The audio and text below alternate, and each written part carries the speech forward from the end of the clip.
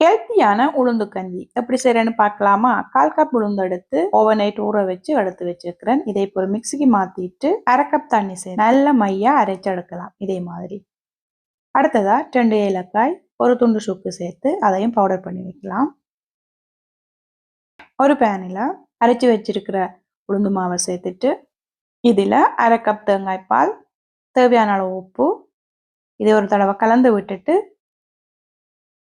ஒரு கொதி வரும்போது தேவையான அளவு நாட்டு சர்க்கரை சேர்த்து கலந்து விட்டுறலாம். கைவிடாம கலந்து கொண்டே இருங்கோ, சீக்கிரமாவே கட்டிப்பட்டுடும். நான் மொத்தமா 2.5 கப் தண்ணி சேர்த்திருக்கிறேன்.